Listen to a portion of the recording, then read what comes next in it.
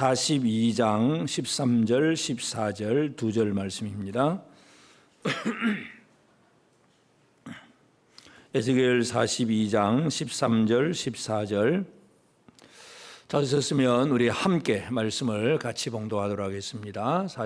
13절 14절 2절만 읽습니다. 시작. 그가 내게 이르되 좌우 골방 뜰 앞 곧 북쪽과 남쪽에 있는 방들은 거룩한 방이라. 여호와를 가까이 하는 제사장들이 지성물을 거기에서 먹을 것이며 지성물 곧 소제와 속제제와 속건제의 제물을 거기 둘 것이니 이는 거룩한 곳이라. 제사장의 의복은 거룩함으로 제사장이 성소에 들어갔다가 나올 때에 바로 바깥들로 가지 못하고 수종드는 그 의복을 그 방에 두고 다른 옷을 입고 백성의 뜰로 나갈 것이니라 하더라. 아멘. 우리 하나님의 은혜가 우리 온 성도들에게 가득하기를 바랍니다. 아멘. 우리 사람들이 살아가는데 가장 필수적인 것, 가장 필요한 것이 세 가지가 바로 의식주, 입고 먹고 또 거할 집, 의식주. 이 먹고 입고 거저할 세 가지 집, 이 세 가지가 있어야 사람들이 제대로 사람다운 삶을 제대로 살아갈 수가 있습니다. 집이 없으면 홈리스가 되죠. 집이 없으면 뭐 길바닥에서 자야 된다든지 뭐 그렇게 되는 것이고, 먹을 것이 없으면 그럼 굶어 죽는 것이고, 입을 옷이 없으면 참 이건 그냥 여름철에는 괜찮겠지만은 겨울철에는 완전히 얼어 죽을 판이고, 이 사람들이 살아가는 삶에 있어서는 이 의식주의 문제가 가장 중요한 기본적인 삶입니다. 그래서 우리 모두가 이걸 해결하려고 지금도 열심히 우리가 애를 쓰고 있잖아요. 열심히 돈을 버는 목적을 가만 보면 어떻게 하면 좋은 집에서 살 것이고, 또 옷도 좀 명품으로 아주 멋지게 남들이 알아차릴 수 있는 그런 좋은 옷을 입기 위해서 돈을 벌고, 맛있는 음식을 먹어야 되겠고, 뭔가 사람들은 뭔가 이 의식주의 문제에 다 매여 있습니다. 그래서 바벨론 디아스포라 사람들의 삶은 나라를 잃어버리고 성전도 무너지고 남의 나라로 끌려왔습니다. 그들이 옛날에 그 포로가 남의 나라로 끌려갈 때에 기본적으로 자기들이 입을 옷 하나 정도, 그리고 가다가 또 뭔가 배급 주면은 받아 먹을 그릇 하나 정도, 이런 걸 들고 포로로 끌려가는 게 대부분의 그 옛날 모습인데, 그들이 집이 있습니까? 뭐가 있습니까? 아무것도 없습니다. 그러나 그 포로된 생활을 살아가면서 하나님이 주시는 이 말씀을 듣게 되는데, 하나님의 말씀이 이 땅에서 잘 먹고 잘 사는 그런 삶의 말씀이 아니라 에스겔을 통해서 하늘의 성전의 모습을 보여주고 계십니다. 그런데 우리가 지금 계속 살펴보는 것처럼 이 성전, 지성소와 성소가 있는 그 본관 붙어 있는 방들이 있고, 그리고 바깥 북쪽과 남쪽에 또 100척의 방들, 또 50척의 방들이 많이 있었다는 것을 우리가 12절까지 우리가 살펴보았습니다. 그래서 지난주에 우리는 그 방들의 구조와 배치에 대해서 우리가 살펴봤는데, 이제 천사가 이 에스겔에게 이 방이 도대체 무슨 용도로 사용하는 방인가에 대해서 13절 14절 오늘 본문의 말씀을 보면 방의 용도에 대해서 설명을 해줍니다. 그래서 이 방은 거룩한 방이다. 거룩한 방. 그래서 첫째는 제사장들이 여기에서 지성물을 먹을 것이다. 하나님 앞에 드려졌던 제물들. 그래서 번제물은 하나님 앞에 다 불태우니까 제사장들이 먹을 게 없습니다. 그 다음에 소제물과 그 다음에 속제제물과 속건제물, 그 다음에 화목제물은 일반 백성들이 또 나눠 먹기 때문에 제사장이 먹을, 물론 조금은 있긴 하겠지만, 여기 본문에도 보면 이 5대 제물 중에서 제사 중에서 3가지 제물만 기록하고 있습니다. 그래서 소제물, 속제제물, 속건제물, 이것만 이제 하나님 앞에 드려지고 하나님 조금만 일부분 불태우고 나머지는 제사장들이 먹습니다. 그래서 거룩한 방에서 제사장들이 먹는다는 얘기를 하고, 그 다음에 또 14절에서는 이 방은 또 거룩한 방이고, 백성들이 이제 제사장들이 입는 옷이 거룩한 옷이다. 그래서 이 거룩한 옷을 입고 이제 성소나 그 성소에 들어가서 하나님을 섬기고, 그 다음에 이 방으로 나옵니다. 백성의 뜰로 나가려면 이 거룩한 옷은 여기서 벗어두고 평상복을 갈아입고 바깥 뜰로 나가고, 그리고 아무나 뭐 평상복 입고 또 성소 안에는 들어갈 수가 없으니까 이 방에서 또 거룩한 옷으로 갈아입고 성소로 들어가고. 그러니까 방의 용도, 이 거룩한 방은 무엇을 먹을 수 있느냐, 옷을 어떻게 입느냐, 바로 그 문제입니다. 그래서 오늘 말씀의 제목이 거룩한 의식주. 거룩함 빼고 나면 이 땅에 있는 의식주는 그저 열심히 돈만 많이 벌면 좋은 옷도 입고 맛있는 음식도 먹고 또 좋은 집에도 살 수가 있습니다. 그러나 하나님은 이 땅에서의 어떤 의식주, 기본적인 걸 물론 공급해 주시기도 하겠지만 하나님의 백성들에게 하나님께서 지금 강조하는 것은 바로 거룩한 의식주의 삶을 보여주고 있습니다. 이 문제가 해결되지 않으면 이 땅에서 아무리 잘 먹고 잘 살아도 거룩한 의식주가 해결되지 않으면 하나님 나라 백성이 아니기 때문에 그냥 잘 살다가 죽는 거예요. 그 지옥 가고 끝나는 겁니다. 그렇기 때문에 거룩한 의식주의 문제는 하나님의 백성들에게 있어서 너무나 중요한 문제다. 이것을 우리가 오늘 꼭 기억하게 되기를 바랍니다. 그러면서 이 거룩한 의식주의 문제를 하나님께서 하늘 성전에서 다 지금 준비해 놓고 계신다는 것, 이것을 오늘 우리가 이 본문 말씀을 통해서 꼭 살펴볼 필요가 있습니다. 첫 번째, 하나님의 이 천사가 강조하는 것, 하나님을 가까이 하는 제사장이 사용하는 방이 거룩한 방이다. 13절, 그가 내게 이르되 좌우 골방 뜰 앞 곧 북쪽과 남쪽에 있는 방들은 거룩한 방이다. 거룩한 방, 이 거룩한 방에 대해서, 거주하는 방에 대해서 얘기를 합니다. 이 방을 왜 강조하느냐 하면 하나님이 모세에게 이제 처음에 성막을 짓게 하셨을 때에 그 성막을 지었을 때도 물론 제사 제도는 똑같습니다. 번제, 소제, 화목제 이런 데 드리는 거 똑같은데 제물을 먹는 것도 역시 제사장들이 이 소제물과 속죄제물, 속건제물을 먹습니다. 그런데 그때는 모세의 성막에는 방이 없습니다. 방이 없기 때문에 어디에서 먹느냐 하면 레위기 6장 16절에 보면 그 나머지는 아론과 그의 자손이 먹되 누룩을 넣지 말고 거룩한 곳 회막 뜰에서 먹을지니라. 거룩한 곳 회막 뜰에서 먹어라. 뜰에서 먹어라. 그래서 이제 모세의 새 회막은 광야에서 이동식이잖아요. 계속 구름기둥, 불기둥 움직이니까 텐트 쳤다가 또 구름기둥 움직이면 딱 걷어가지고 또 따라가서 가야 되고 하니까 성막도 움직이니까 방은 없어요. 방이 없고 그냥 번제단, 또 물두멍, 그 다음에 성소, 지성소 이런 이 텐트만 있는 그런 것이 모세의 성막이니까 제사장들이 먹을 방이 없어요. 뜰에서 먹을지니라. 그래서 이 모세의 성막에서 제물을 먹을 때 뜰에서 먹는데 이제 솔로몬이 성전을 지으면서 이제 방을 짓습니다. 그리고 드디어 방을 짓고 그 다음에 지금 오늘 이 에스겔 성전에도 보면 이 많은 방들이 있는데 그것을 거룩한 방이다. 그렇게 얘기를 합니다. 다시 말해서 이 방을 강조하는 것, 광야 생활, 이스라엘 백성들이 광야 생활은 뭐냐 하면 쉽게 말해서 나그네 생활입니다. 여러분, 광야는 우리가 영원히 살 수 있는 땅이 아니에요.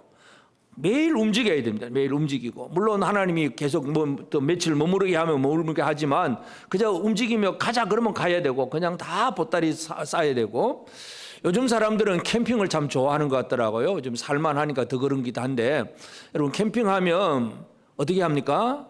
밖에 나가서 뭐 좋은 계곡이라든지 경치 좋은 데 가서 그냥 또 이렇게 막 맛있는 고기도 구워 먹고 막 그렇게 하잖아요. 만약에 여러분 그 캠핑을 1년 내내 10년 내내 캠핑하라 그러면 하겠습니까? 뭐니 해도 집이 최고죠. 나가서 하는 거 하루 이틀이지 거기서 매일 있으라 그러면 못 살아요. 이스라엘 백성들은 40년 동안 캠핑이에요. 캠핑. 제사장은 음식을 먹는데 뜰에서 40년 동안 먹는 거예요. 뜰에서. 그게 얼마나 힘든가를 우리가 이해를 해야 됩니다. 그런데 솔로몬의 성전 그리고 에스겔 성전에는 이 방들이 다 준비되어 있고 그 방에서 음식을 먹는다는 것. 다시 말해서 이 방은 그만큼 이제는 정착했다는 것, 영원성을 강조해 주고 있습니다. 그냥 잠깐 있다가 사라지고 또 움직여야 되고 이런 얘기가 아니라 바로 하나님께서 그들과 영원히 함께 하신다는 그런 의미로서 그 방이 지어졌다는 사실을 설명을 해주고 있습니다. 그래서 이 방은 거룩한 방이다. 방 자체의 거룩함을 얘기를 하고, 그러면서 그곳에서는 이제 제사장들이 지성물을 먹습니다. 지성물을 먹고 또 그 지성물을 또 보관도 합니다. 그 방에 보관도 하고 제사장들이 먹습니다. 제사장들이 먹는 지성물이라고 하는 그 단어와 성소, 그다음 지성소라고 하는 단어와 지성물이라고 하는 단어는 우리나라 말도 지성이라고 하는 건 똑같은 단어잖아요. 소, 물, 그것만 다르고. 그러니까 이 히브리어에서 보면 지성소 그러면 단수형입니다. 단수형. 그래서 지성소는 코데시 하코다심. 가장 거룩한 하나밖에 없는 거룩한 곳. 이게 바로 지성소인데, 지성물 그러면 이제 이게 복수형입니다. 단어는 똑같아요. 코드세 하코다심. 그래가지고 복수형입니다. 많은 거룩한 것들. 다시 말해서 제사장들은 거룩한 것들을 먹어요. 그런데 언어적으로 보면 거룩한 것을 먹는 일과 거룩한 지성소에 들어가는 일이 같이 연결되어 있다는 사실을 분명히 보여줍니다. 다시 말해서 이 지성소에는 아무나 못 들어가잖아요. 대제사장이 1년에 한 번 딱 들어가고 하던 그런 것들이, 회막이 딱 이렇게 쳐져 있던 그런 것들이 예수 그리스도로 말미암아 휘장이 찢어지고 이제 지성소로 들어가게 되는 그런 의미인데, 이제 제사장이 이 방에서 지성물을 먹을 때에, 먹는 것은 지성소에 들어가는 단어와 지성물을 먹는 것이 똑같은 단어예요. 같다는 얘기죠. 그래서 먹는다는 의미가 참 중요합니다. 하나님은 하나님의 백성들에게 무엇을 요구를 하셨냐면, 가나안 땅에 들여 보내주시면서 너희들이 가나안 땅에 들어가 살면서 이제 이렇게 해라 하는 것, 명령 중에 한 가지가 있는데, 신명기 15장 20절에 보면 너와 내 가족은 매년 여호와께서 택하신 곳 내 하나님 여호와 앞에서 먹을지니라. 매년 여호와의 택하신 곳 성전에 와서 여호와 앞에서 먹을지니라. 그냥 성전에 와서 먹으라 그 얘기가 아니라 여호와 앞에서, 하나님 앞에서 먹으라. 이게 바로 이스라엘 백성들에게 가나안 땅을 주시면서 하나님이 주신 말씀이에요. 그래서 이스라엘 사람들은 이제 멀어서 매년 또 이렇게, 원래는 3대 중요한 절기, 유월절과 그 맥추절, 수장절, 이 3대 중요한 절기 때마다 모이는 거예요. 그러니까 광야에서는 뭐 늘 같이 있다 보니까 그건 뭐 모일 필요도 없이 다 모여 있는 상태지만, 가나안 땅에서 이제 땅을 기업으로 분배를 받고 살다 보면 예루살렘과 성막이 있는 곳에서는 멀리 사는 사람들도 있잖아요. 근데 하나님은 1년에 3번은 모이라 이거죠. 1년에 3번. 요즘 같으면 뭐 자동차 타고 또 뭐 말 타고 쉽게 왔다 갔다 하겠지만, 이 옛날 그 고대 사람들은 오래 멀리서 이제 걸어서 오거나 낙이 타고 다니고 그런 시절에서 한번 모인다는 게 쉽지 않습니다. 그래서 1년에 3번 못 모이고 그저 1년에 절기 한 번 절기 지킨다든지 이제 이런 식으로 그렇게 모일 때가 많았습니다. 하여튼 하나님이 중요하게 여긴 건 뭐냐 하면, 하나님 아버지가 백성들에게, 자기 자녀들에게 야 같이 한번 식사 같이 하자 그 말이에요. 여호와 앞에서 먹을지니라, 식사 같이 하자 그죠. 이제 우리 9월 달이 되면 이제 추석 절기가, 우리나라에도 추석 절기가 있잖아요. 부모들이 자녀들에게 바라는 건 뭐예요? 늘 평소에는 따로 떨어져 살다가 같이 밥 먹자는 거예요. 이게 부모들의 속마음이잖아요. 같이 얼굴 보고 같이 대화 나누고 같이 식사하면서 뭔가 이 가족 관계를 잘 유지하고자 하는 것, 이게 바로 이제 명절 절기를 맞는 부모들의 마음이기도 한데, 하나님 아버지 마음이 그런 거예요. 하나님 아버지 마음이 가나안 땅을 다 주면서 다 흩어져 살게 하지만, 그러나 이제 매년 여호와께 택한 그곳에 와서 여호와 앞에서 먹을지니라. 그래서 그들은 매년 그렇게 절기를 지키러 성막으로 나가야 되었습니다. 이스라엘 사람들은 그렇게 나갔는데, 근데 이 에스겔 성전은 어떻게 되었습니까? 성전 성소에 방들이 붙어 있고 거기서 계속 먹는 거예요. 다시 말해서 여호와 앞에서 먹을지니라 하는 이 말씀이 하늘 성전에서 완성되었다 하는 것을 우리가 이해할 수가 있습니다. 그래서 이 먹을지니라 하는 거, 이것은 하나님과의 관계이기, 단순히 뭐 맛있는 음식 먹었다 그 개념이 아니라 진짜 여호와 앞에서, 하나님 아버지 앞에서 하나님과의 그 대화를 나누면서 관계를 하면서 같이 식사 자리를 나눌 수 있다는 거, 이게 얼마나 귀한 복인지 모르는데, 하여튼 이 제물을 먹는다는 것, 제사장들 먹는 문제. 그리고 또 여기에는 이 제물을 보관도 합니다. 다 먹지는 못하고 늘 보관도 했다가 먹었다가 하는 것, 이것이 방의 용도입니다. 그래서 이 하나님 앞에 백성들이 드린 제물들, 소제물, 또 속죄제물, 속건제물, 제물을 하나님이 받으셨다는 것, 예배를 받으셨다는 증거가 그 제물을 보관하고 제사장들이 제물을 먹는다, 그런 개념입니다. 그래서 거룩한 방에서 이 거룩한 지성물을 먹는다는 것. 그 다음에 세 번째는 바로 이 방에서 이제 거룩한 옷을 이제 벗고 밖으로 나가려면 평상복을 입고 바깥들로 나가고, 이제 바깥들에 있다가 또 이 방에 들어와서 성소에 들어가 사역을 하려면 거룩한 옷을 갈아입고 또 성소로 들어가야 되고, 옷의 문제가 또 나옵니다. 옷 문제. 그래서 제사장의 옷은 거룩한 옷이다. 14절. 제사장의 의복은 거룩함으로, 제사장의 의복은 거룩함으로, 옷이 거룩하다. 제물, 음식도 지성물, 지극히 거룩하다 그랬고, 옷도 거룩하다, 방도 거룩하다. 지금 거룩한 방, 거룩한 음식, 거룩한 옷, 이 세 가지 거룩함을 지금 얘기하고 있습니다. 그래서 사람들이 처음에 하나님이 사람을 지으셨을 때, 아담이 에덴 동산에서 살게 하셨을 때에는 하나님은 옷은 안 줬잖아요. 그냥 에덴 동산이라고 하는 이 거주하는 곳은 주었고, 식은 뭐예요? 먹을 것은 마음껏 먹을 수 있고, 단지 선악을 알게 하는 실과 이건 먹지 마라. 하나님 그렇게만 말씀을 하셨고, 옷은 안 주었습니다. 그런데 옷이 언제부터 시작됩니까? 인간이 범죄하고 선악을 알게 하는 실과를 따먹고 나니까 이때부터 이 아담과 하와 사이에 부끄러움을 느끼게 되고, 그래서 자기 수치를 가리기 위해서 이 무화과 나무 잎으로 치마를 만들어 있습니다. 이게 최초의 옷이에요. 그러니까 인간은 옷을 입는데 옷의 가장 기본적인 목적은 뭐냐? 내 부끄러움을 가리는 것. 여러분 이 자리에 아무든 예를 들어도 누구도 옷 벗고 이 자리에 앉아 있어라 그러면 누가 앉아 있을 수 있겠습니까? 그냥 좋은 옷이든 안 좋은 옷이든 뭔가 옷을 입었으니까 그냥 평안하게 앉아 있는 것이지, 뭐 예를 들어서 뭐 상반신만 다 드러내라 그래도 아마 여기 앉아 있을 사람 아무도 없을 거예요. 옷이라고 하는 것은 부끄러움을 가리는 것이 가장 기본입니다. 그것이 이제 제일 첫 번째 옷의 문제인데, 그러나 하나님 앞에서 인간이 아무리 좋은 옷을 입었어도 하나님의 거룩하심 앞에서는 이 옷으로 우리의 죄를 가릴 수가 없어요. 그래서 하나님은 에덴 동산에서 아담과 하와를 내쫓으면서 가죽 옷을 지어 입히셨습니다. 그래서 옷은 처음에는 무화과 나무 그 잎으로 사람이 만들어 입었지만 하나님은 가죽 옷을 지어 입혔습니다. 가죽 옷이라고 하는 게 뭐예요? 뭔가 사람 때문에 양이든지 소든지 짐승이 죽어야 가죽이 나옵니다. 안 죽으면 가죽이 안 나옵니다.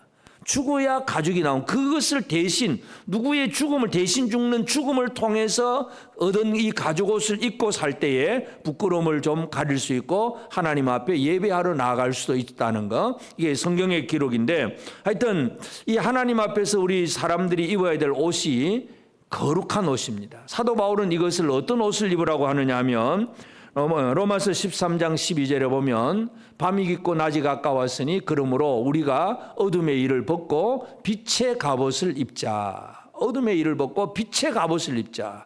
빛의 갑옷이다. 그렇게 표현을 하고 있습니다. 빛이신 하나님 앞에 우리가 입어야 될 옷은 빛의 갑옷이다. 사도 바울이 그런 얘기를 합니다. 그래서 빛 대신 하나님 앞에 우리가 입을 옷이 바로 빛의 갑옷인데, 오늘 우리는 이 에스겔 성전의 방, 거룩한 제물, 음식, 거룩한 옷, 이 세 가지를 얘기하면서 이 제사장의 의식주가 성전에 이미 다 이렇게 준비되어 있다는 것, 그 방들을 준비해 놓으셨다는 얘기는 이렇게 하나님께서 준비를 해 놓으셨다는 사실을 하나님의 백성들에게 설명하고 보여주시는 것, 이것이 바로 하나님이 지금 하고자 하는 일입니다. 그러면 진정한 우리에게 있어서 진짜 우리의 거룩한 의식주는 무엇인가? 이것을 우리는 다시 한번 살펴봐야 됩니다. 이거는 하늘에 가야만 완성되는 것인가? 아니면 이 땅에는 없는 것인가? 이것을 우리가 살펴야 되는데, 바로 거룩한 의식주는 우리가 늘 살피듯이 예수 그리스도 안에서 완성이 되었다는 사실을 우리가 다시 한번 기억할 필요가 있습니다. 그래서 예수 안에서 이루어진 거룩한 의식주가 뭐냐? 첫째로 예수님은 자신을 무엇으로 말씀을 하시느냐 하면 제자들에게 이런 얘기를 하잖아요. 요한복음 15장 4절에 보면 내 안에 거하라. 내 안에 거하라. 내가 거주할 곳이다. 내가 집이다. 내 안에 거하라. 나도 너희 안에 거하리라.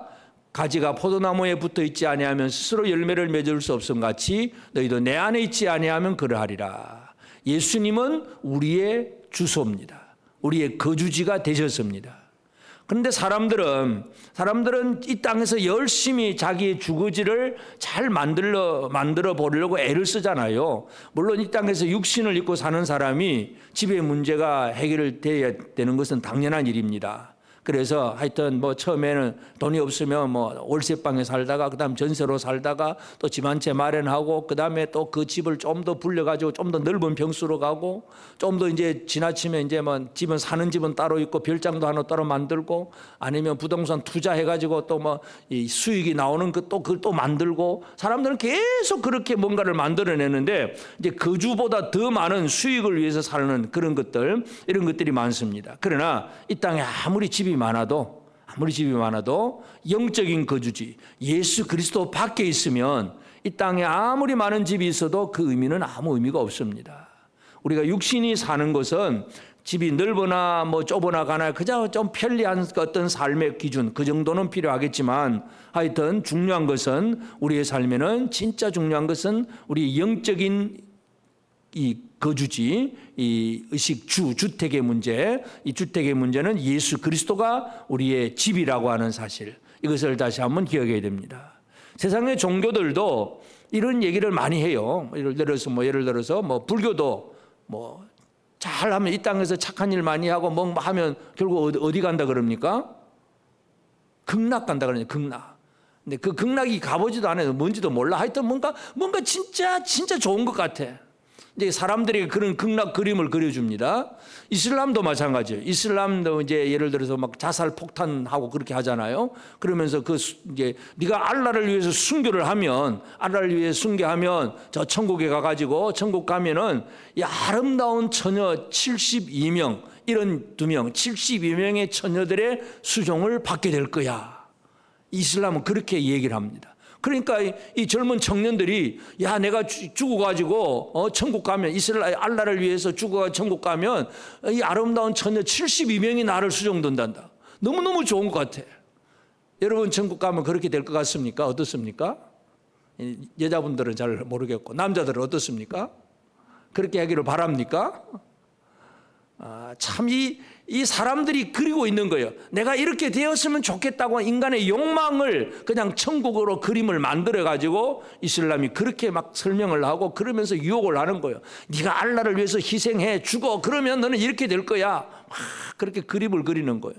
이게 사람들이 가지고 있는 생각들이에요. 사람의 욕망일 뿐이에요. 아무리 해봐야 그거는 죽으면 지옥 가는 것밖에 없습니다. 영원한 불에 들어갑니다. 오늘 우리는 영원히 망하지 않는 곳, 영원히 영광스러운 곳, 영원히 안전한 곳, 그것은 바로 예수 그리스도밖에 없다는 사실을 다시 한번 기억해야 됩니다. 여러분, 예수 안이 가장 안전합니다. 예수 안이 가장 거룩합니다. 예수 안이 가장 영광스럽습니다.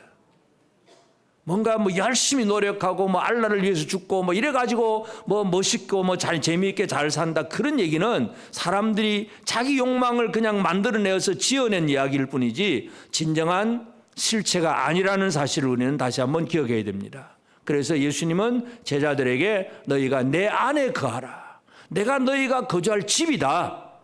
여러분 예수님이 여러분의 집입니다. 집 한 채 잘 마련하셨습니까? 집이 있습니까? 없습니까? 여러분의 집은. 저는 이제 은퇴를 앞두고 있어서 앞으로는 이제 어디서 살아야 되냐 요즘은 이제 고민입니다. 도대체 어디 가서 어떻게 살아야 되냐, 집은 어떻게 마련해야 되냐 문제입니다. 그런데 그건 이제 어떻게 되든지 또 하나님 알아서 하시겠지만은 하여튼 분명한 집이 하나 있습니다. 예수 안이 바로 나의 집입니다. 옆 사람에게 한번 얘기합시다. 예수님이 내 집입니다. 예수 그리스도가 나의 거주지라고 하는 것, 내 안에 거하라고 예수님 제자들에게 분명히 얘기를 합니다. 그래야 예수 안에서 열매 맺는 그런 생활을 살아갈 수가 있습니다. 그 다음에 예수님은 또 자신을 먹을 음식으로도 분명히 얘기를 하잖아요. 오병이어의 이적을 행하고 나니까 보리떡 5개, 물고기 2마리를 가지고 남자만 5,000명이나 먹고, 그리고도 12광주리가 남았어요. 엄청난 표적이, 이적이 이루어졌습니다. 그 소식을 들은 많은 사람들이 예수께로 몰려들었습니다. 그때 예수님이 너희가 또 떡 먹으러 왔느냐, 표적 보고 떡 먹으러 왔느냐 그러면서 예수님이 그 무리들에게 주신 말씀은 요한복음 6장 51절에 보면 나는 하늘에서 내려오는 살아있는 떡이니 사람이 이 떡을 먹으면 영생하리라. 내가 줄 떡은 곧 세상의 생명을 위한 내 살이니라 하시니라. 예수님 자신이 하늘에서 내려온 살아있는 떡이라고 말씀을 하고 이 떡을 먹어야 영생할 것이다. 여러분, 이 세상의 음식은 먹으면 일단 물론 좋은 음식을 잘 골라 먹으면 건강해집니다. 또 에너지를 얻습니다. 힘도 얻습니다. 굶으면 힘 없습니다. 먹어야 힘이 나고 먹어야 뭔가 어떤 활동도 할 수 있는 에너지를 얻습니다. 그러나 그것도 몇 시간 지나가면 또 다 사라집니다. 영생이 아닙니다. 물론 이 땅에서 잘 먹고 잘 사는 것도 참 좋아 보이긴 하지만 열심히 잘 먹고 잘 살아서 건강도 관리하고 힘도 내고 하는 거 중요하긴 하겠지만 결코 그것은 영생은 아니라는 사실을 기억해야 됩니다. 영혼의 음식은, 우리 영혼이 살아갈 영생의 음식은 예수 그리스도입니다. 내가 생명의 떡이다. 나를 먹어라. 내 살을 먹어라. 이렇게 예수님은 분명히 얘기를 합니다. 이 말을 사람들이 듣고 뭐 이상하다 그러면서 다 도망가 버렸어요. 떡은 안 주고 내 살 먹어라 그러니까 이상하다 그러고 다 가버리잖아요. 12제자들도 흔들렸어요. 그러니까 예수님이 12제자 붙들어 놓고 너희도 가려느냐. 그러니까 베드로가 제대로 고백합니다. 주는 영생이고 주님 살아계신 한 주님인데 내가 우리 어디로 갑니까? 우리 안 갑니다. 이제 12제자만 남아있는 거예요. 수만 명이 모였다가 다 흩어져 버렸어요. 사람들은 그저 떡을 구하긴 하는데 생명의 떡은 잘 구하지 않습니다. 이 땅에서도 지금도 예수를 믿으면서도 기도하고 복받고 기도해서 부자되고 건강해지고 뭐 이런 얘기만 많이 하지 진짜 예수를 먹고 영생의 삶을 살겠다고 믿음으로 살아가는 사람은 그리 많지 않은 것 같아요. 이게 가장 큰 문제예요. 그냥 예수 믿고 다른 종교 똑같아. 불교나 다른 종교 똑같이 그냥 믿으면 복받고 믿으면 잘 좋은 곳 가고 뭐 그냥 단순히 막 그냥 그런 정도예요. 이 땅에서도 우리는 영생의 삶을 살아내야 돼요. 예수로 말미암아 힘을 얻고 예수로 말미암아 에너지가 넘치는 주님의 생명의 하나님과 함께하는 그렇게 살아가는 삶을 사는 것, 이 생명의 떡을 먹어야 됩니다. 생명의 떡 예수 그리스도입니다. 그리고 이 예수 생명의 떡을 먹는 일이 어떤 일이냐 하면 결국은 예수님의 말씀을 먹는 일. 요한복음 6장 63절에 보면 살리는 것은 영이니 육은 무의가 아니라 내가 너에게 이른 말은 영이요 생명이라. 내가 너에게 이른 말씀이 바로 영이고 생명이라는 거죠. 예수님의 말씀을 먹어야 이것이 바로 영이고 생명이다. 예수를 먹는다는 얘기는 예수의 말씀을 먹는 일입니다. 오늘도 여러분 예수의 말씀을 제대로 잘 드시기 바랍니다. 졸고 있고 뭐 엉뚱한 데 생각이나 하고 그냥 핸드폰이나 쳐다보고 있고 그러면 뭐 먹으러 와가 여러분 식당 가가지고 탁 차려놨는데 그냥 핸드폰 게임이나 하고 앉았고 밥 안 먹으면 식당 주인이 뭐라 그러겠습니까? 식당 주인은 뭐 아마 뭐 돈만 주면 되니까 뭐 계산만 하면 되니까 별 생각 없을는지 몰라도 진짜 답답해 할 거예요. 저 사람 미쳤나 할 거야 아마. 주님은 우리에게 말씀을 주시는데 생명의 말씀을 주시는데 이 생명의 말씀을 먹으려고 하지 않는 거예요. 안 오는 거예요. 안 오고 와도 안 먹고 이게 얼마나 이 진짜 헛된 일인가를 생각해야 됩니다. 엉뚱한 뭐 맛집 찾으러 다니긴 하는데 말씀을 먹으려고 하지 않는다는 거. 이게 가장 큰 문제예요. 예수 그리스도가 생명의 떡이라고 하는 사실을 기억해야 됩니다. 그리고 또 뭐예요? 예수님은 우리가 입을 옷이 됩니다. 옷. 우리가 입을 옷. 사람이 아까 말씀드렸듯이 사람은 옷을 입는 것은 수치를 가리려고 입었잖아요. 그런데 인간은 욕망으로 인해서 전부 이제 옷이 수치를 가리는 그 처음에 기본 어떤 이 목적에서 더 이제 벗어나가지고 이제 옷이 뭐냐면 자기를 과시하는 하나의 어떤 수단과 방법이 되었습니다. 지난주에도 어떤 성도와 같이 이제 나누다가 이제 그 일본에 있는 교회인데 그 어떤 그 교회 사모님 얘기를 하면서 매주일 새 옷입니다. 매주 새 옷. 그리고 또 새 옷 입었으면 그냥 가만히 있으면 또 상관없는데 늘 그걸 또 의식하고 자랑을 합니다. 저는 그 소리 듣고 진짜 완전히 망치를 한 대 얻어맞은 것 같아요. 아니, 목사 사모라고 도대체 정신이 있냐 없냐? 여러분 옷 자랑 좀 하십니까? 안 하십니까? 그저 그냥 명품이다. 이거 로고 그거 보여주려 그러고 멋있는 거 보여주려 그러고 뭔가 물론 우리가 깨끗하고 단정하게 입는 건 너무나 당연한 일입니다만은 그러나 그것이 자기를 과시하는 수단이 되어버리면 이게 가장 큰 문제예요. 그리고 그것이 은연중에 많이 퍼져 있어요. 그래서 성도들조차도 사람들조차도 그것에 대해서 이제 서로 인정을 합니다. 좋은 옷을 입고 있으면 저 사람은 부자다. 저 사람은 뭔가 좀 아주 잘 사는 사람 같아. 좀 후줄그레 입으면 니는 별것 아니네. 성경 야고보서에도 그렇잖아요. 야고보서 2장 3절에 어떻습니까? 너희가 아름다운 옷을 입은 자를 눈여겨보고 말하되 여기 좋은 자리에 앉으소서 하고 또 가난한 자에게 말하되 너는 거기 서 있든지 내 발등상 아래 앉으라 하면 성도들도 마찬가지야. 좋은 옷을 입고 입구에 들어오면 아이고 어서 오세요. 그러면 막 안내를 합니다. 후줄그레한 그냥 이상한 옷을 입고 오면 왔어? 저쪽 아무 알아서 가든지 말든지 내버려 둡니다. 그게 벌써 옷만 쳐다보고 있다는 얘기잖아요. 예수 믿는 성도들조차도 마찬가지예요. 우리가 예수 그리스도가 진짜 옷인데 사람들은 눈에 보이는 이 몸에 입는 이 옷 가지고 사람을 차별을 하고 구별을 하고 있는 것, 지금 우리가 이런 시대를 살고 있어요. 구원받은 자들이 입을 옷은 영적인 옷입니다. 이 영적인 옷을 제대로 입어야 됩니다. 로마서 13장 14절에 보면 오직 주 예수 그리스도로 옷 입고 정욕을 위하여 육신의 일을 도모하지 말라. 예수 그리스도로 옷을 입어라. 여러분 예수 그리스도로 옷을 입으셨습니까? 우리가 옷을 입으면 사람들이 우리 옷을 보고 저 사람이 누구네 하는 걸 알아차릴 수가 있습니다. 예를 들어서 군인들이 군복을 입고 경찰들이 경찰복을 입고 밖에 나가면 뭐라 그럽니까?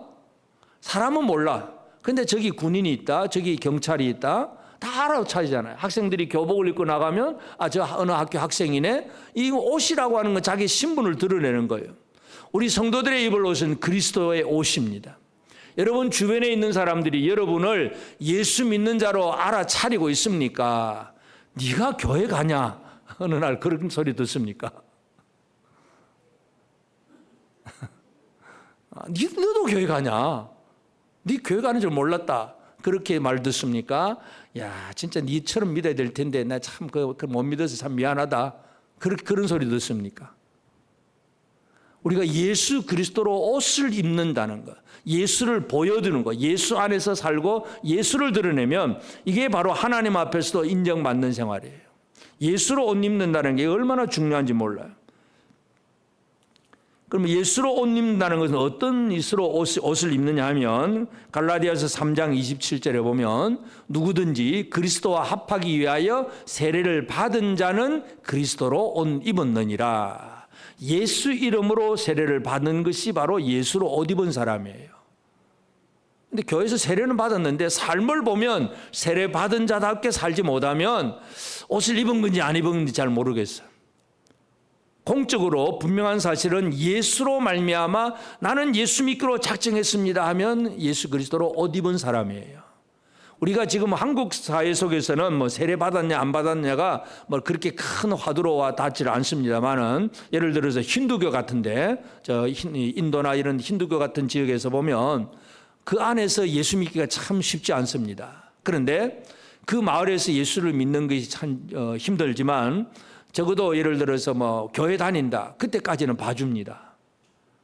예수 믿는다고 말해도 그냥 네가 그래 알아서 해 그냥 그 정도 봐줍니다. 그런데 예수를 믿는데 그가 예수 이름으로 세례를 받는다고 하면 바로 그때부터 순교입니다. 죽습니다. 세례 받는 것은 목숨 거는 일이에요. 공적으로 나는 예수 믿는 사람입니다 하는 것을 분명히 드러내는 공적인 고백이기 때문에 주변 사람들에게 그냥 이제 죽임을 당합니다. 그 전까지는 교회 다니든 가든 말든 그냥 좀 주시는 하고 있겠지만 그냥 그렇게 나가지만 세례를 받으면 완전히 자기를 배반하고 자기 신을 배반하고 다른 신에게로 완전히 이제 소속이 바뀌어지는 그런 순간이기 때문에 힌두교 교인들에게는 죽임을 당합니다. 많은 성도들이 지금도 그런 고통을 당합니다. 여러분, 세례받는 거 그렇게 쉬운 게 아니에요. 박해가 없는 곳에서는 세례를 받았냐 안 받았는지 별 문제가 없는 것 같지만, 진짜 어려운 곳에서는 이 세례받는 게 가장 큰 문제예요. 그래서 세례를 받는다는 게 예수 그리스도로 옷 입는 것이다, 사도 바울이 분명히 강조를 하고 있습니다. 그러므로 이제 오늘 우리는 거룩한 의식주가 뭐예요? 결국 예수 그리스도예요. 예수님이 우리의 집이고, 예수님이 우리의 음식이고, 예수님이 우리의 옷이에요. 이 예수 그리스도가 없는 삶은 이 땅에서 의식주를 해결하려고 열심히 살아가고 있지만, 그건 아무리 잘 살아봐야 땅에서 조금 편리하게는 살다가 그 다음에 없어지면 끝입니다. 바벨론 디아스포라 백성들에게 하나님은 이 하늘 성전의 제사장들의 의식주에 대해서 지금 보여주고 있습니다. 바로 그것은 이 땅에서 그들이 아무리 힘들고 어렵게 살아도 하늘의 이와 같은 것들이 준비되어 있음을 분명히 보여주시는 하나님의 은혜예요. 그러므로 우리는 우리를 위해서 준비하신 거룩한 의식주 예수 그리스도가 내게 있다는 이 사실에 대해서 우리는 기뻐하고 감사하고 소망 있는 그런 삶을 살아가야 됩니다. 그래서 오늘 우리는 나는 지금 내 거룩한 의식주 예수 그리스도를 제대로 누리고 있는가, 오늘 우리 스스로 이 부분을 살펴봐야 됩니다. 첫째, 우리는 나의 주거지, 나의 집이 어디인가? 나의 영적 주거지는 예수 그리스도 안이어야 합니다. 여러분의 영적 주소 예수 안입니까? 밖입니까? 안에 사십니까? 예수 안에 산다는, 육신적인 주소는요, 서울 살다가 부산 가고 제주도 가고 왔다 갔다 얼마든지 왔다 갔다 할 수 있습니다. 그러나 영적인 주소는 예수 그리스도 안에서 살아가야 됩니다. 바벨론으로 포로로 잡혀간 사람, 1차 포로로 잡혀간 사람 다니엘입니다. 다니엘과 세 친구들이 이제 포로로 잡혀갔잖아요. 그들의 몸은 지금 먼 나라에 와 있습니다. 그들의 삶의 주소가 이제는 이스라엘이 아니라 이제 바벨론 지역이 되었습니다. 그리고 그곳에서 바벨론 왕이 또 이제 똑똑한 청소년들을 뽑아가지고 잘 교육 훈련시켜가지고 자기의 그 어떤 바벨론의 어떤 이 문화 속에서 통치를 잘 이제 할 수 있는 그런 사람으로 만들어내기 위해서 왕궁에서 교육을 받도록 합니다. 이제는 포로 신분이 아니라 왕궁에서 교육을 받을 수 있는, 특별 대접을 받을 수 있는 사람이 되는 거예요. 출세할 수 있는 기회를 얻은 거예요. 그러나 다니엘과 그 세 친구들은 그러한 기회 속에서도 자기들이 하나님의 백성이라고 하는 정체성을 결코 잃어버리지 않습니다. 다니엘서 1장 8절에 뭐라 그럽니까? 다니엘은 뜻을 정하여 왕의 음식과 그가 마시는 포도주로 자기를 더럽히지 아니하리라 하고 자기를 더럽히지 아니하도록 환관장에게 구하니, 더럽히지 아니하려고. 비록 몸은 바벨론에 끌려왔지만 그래도 내 삶은 더러워지면 안 돼. 나는 하나님 백성이야. 이 자기의 정체성, 자기 영적 주소를 정확하게 알고 있기 때문에 비록 이게 안 되어서 왕궁에 갈 수도 없고 그냥 일반 노동자로 살고 포로로 산 그런 신분이 된다고 할지라도, 이 인간적인 출세의 기회를 다 잃어버린다고 할지라도 나는 더럽히지 않겠다. 이게 바로 영적인 주소가 분명한 사람입니다. 오늘 우리가 이 땅에서 세상에서 출세할 수 있는 기회도 있고 뭔가 일확천금을 할 수 있는 그런 기회가 있을지라도 그래도 믿음으로 살고 그래도 성실하게 정직하게 믿음으로 살아내려고 애를 쓰고 있느냐 이거죠. 하나님의 백성답게 하나님의 백성으로서의 그 정체성을 잃어버리지 않는 그런 우리와 삶이 되어지기를 바랍니다. 그렇게 하는 삶이 무엇을 준비하는 생활이냐 하면 요한일서 2장 28절에 보면 자녀들아 이제 그의 안에 거하라, 예수 안에 거하라. 이는 주께서 나타나신 바 되면 그가 강림하실 때 우리로 담대함을 얻어 그 앞에서 부끄럽지 않게 하려 함이라. 예수님이 재림하신 그날에 누가 담대함을 얻습니까? 예수 안에 살던 사람이 담대함을 얻는 거예요. 부끄럽지 않고 주님 어서 오시옵소서, 마라나타, 아멘, 예수를 찬양하고 영접할 수 있는 그런 사람이 되는 거예요. 지금 예수 밖에 살다가 예수 안에 살지 않고 살다가 예수님 오시는 그때 만나게 되면 그때는 부끄러워서 머리를 들 수도 없는 거예요. 여러분, 예수님 재림을 맞이할 준비가 되셨습니까? 왜 이렇게 권사님 한 분만 아멘 하세요? 여러분 아직 준비가 안 되셨습니까? 지금 이 시대를 살아가고 있으면서 우리는 요즘 일어나고 있는 여러 가지 많은 난리의 소문들, 재난의 소식들, 전쟁의 소식들, 전부 재난의 마지막에 징조잖아요, 징조. 주님의 날이 가깝다는 사실을 우리는 분명히 알고 있어요. 알고 있어요. 그러면서도 준비를 안 하면 어떻게 돼요? 준비가 그냥 뭐 흰옷 입고 그냥 준비할까요? 옛날 뭐 이렇게 그 이단들은 뭐 그냥 날짜 정해가지고 그때 흰옷 입고 다 모여라 그래가지고 재산 다 팔아가지고 교주한테 다 갖다 주고 흰옷 입고 그냥 모여가지고 그거로 끝이죠. 뭐 다 잃어버리고 없는 거죠. 그게 아니라 우리 영적 주소가 예수 안에 사는 삶이 되어야 됩니다. 이게 예수님의 재림을 준비하는 생활이에요. 그 안에 거하라. 주께서 나타나신 바 되면 그가 강림하실 때 우리가 담대함을 얻어서 그 앞에서 부끄럽지 않게 하려 함이라.